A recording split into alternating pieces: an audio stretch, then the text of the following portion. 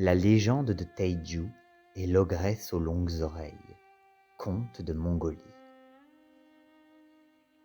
Il était une fois, il y a bien longtemps, dans les monts Altai, vivait un chasseur du nom de Taiju et sa sœur Boroldoy. Ils vivaient heureux dans leur yourte et ne manquaient de rien car Taiju était un bon chasseur et le gibier était abondant.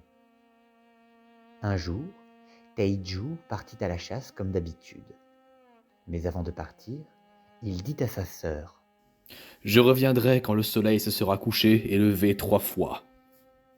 Veille bien sur notre feu, et surtout, ne le laisse pas s'éteindre. » Puis, il quitta le campement et se dirigea vers le soleil levant.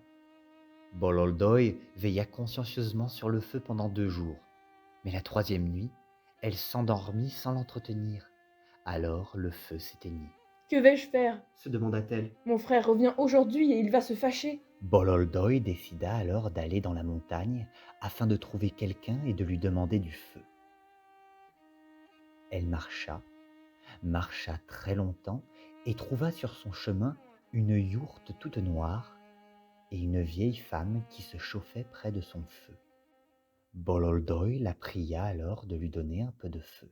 « Prends-en, ma fille. » Bololdoy retira du feu une branche enflammée et se hâta de rentrer à sa yourte. Aussitôt arrivée, elle mit la branche dans le foyer et y ajouta des brindilles pour attiser son feu.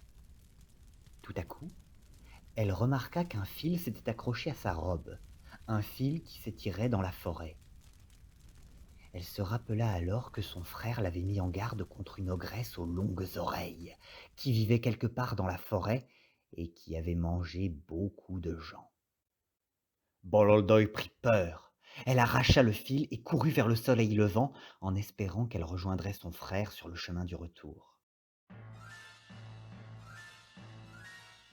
Pendant ce temps, l'ogresse aux longues oreilles enroulait déjà le long fil et aboutit à la yourte de Bololdoy, mais l'ogresse ne trouva personne. Elle ne trouva que le fil arraché traînant par terre.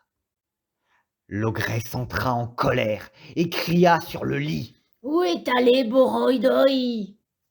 Le lit garda le silence, car c'est le lit de Bololdoy. Alors l'ogresse interrogea la marmite. « Où est allé Boroldoy ?» La marmite garda le silence, car c'est la marmite de Bololdoy.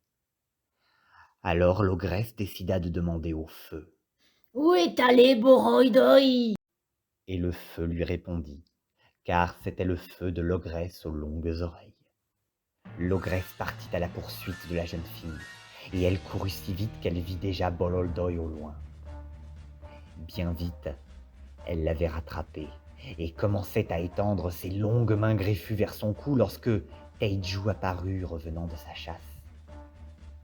L'ogresse prit alors peur du chasseur et se changea en cheval, mais elle fut trahie par ses longues oreilles, et Taiju pointa sa flèche dans sa direction. L'ogresse se changea alors en souris, mais ses longues oreilles la trahissaient encore, et Taiju avait décoché sa flèche. Alors l'ogresse se transforma en lièvre, car le lièvre a de longues oreilles, mais la flèche de Taiju lui transperça le ventre juste à ce moment.